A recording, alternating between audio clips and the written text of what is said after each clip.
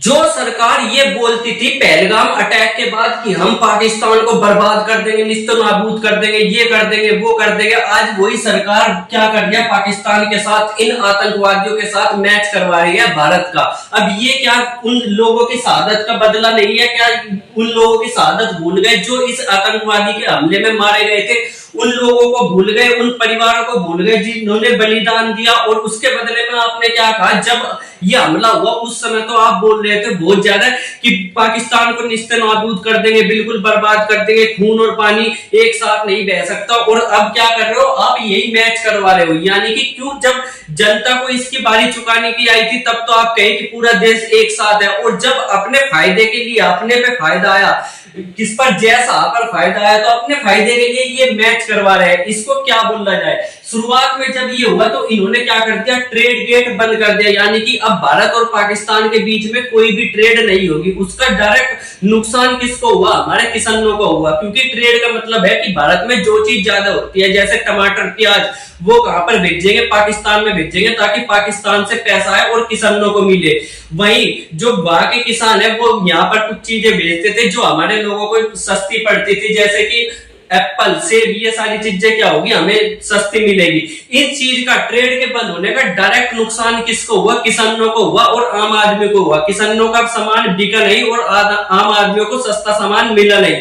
पर उस समय ये सरकार क्या कह रही थी कि नहीं ये सब ठीक है, हम थोड़ी बहुत दिक्कत क्या है सह लेंगे। और भारत की जनता ने भी कहा ठीक है, अगर देश है साथ में तो हम किसी भी हद तक सहने की बात कर सकते हैं। पर जब अपने फायदे की बात आई, बीसीसीआई के फायदे की बात आई, क्योंकि बीसीसीआई का चेयरमैन कौन है? जैसा कौन है? इनका बेटा क्या है? जैसा है। और जब अपने फायदे की बात आई तो इन्होंने भारत और पाकिस्तान का मैच करवा दिया। अब क्या कह रहे हैं कि नहीं, भारत और पाकिस्तान का मैच होना चाहिए, ये होना चाहिए, वो होना चाहिए। देखो, पहली बात तो तुम इस मैच को रुकवा सकते थे। दूसरी बात, दोगलापंती एक चीज और होती है कि मैच के समय पर क्या होता है, टेबल होती है, टेबल।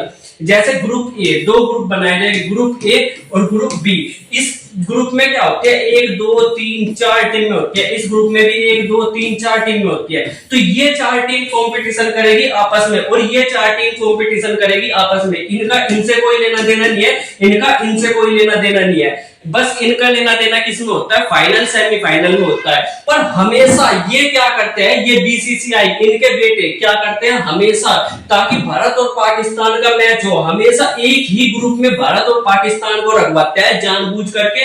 क्योंकि भारत और पाकिस्तान के मैच से फायदा किसको होगा? इनके बेटे को होगा, बीसीसीआई को होगा, प्राइवेट कंपनी को होगा। जब बात देश की जनता की आती है तो क्या होगा, हम ये कर देंगे, वो कर देंगे, हम पाकिस्तान को बर्बाद कर देंगे।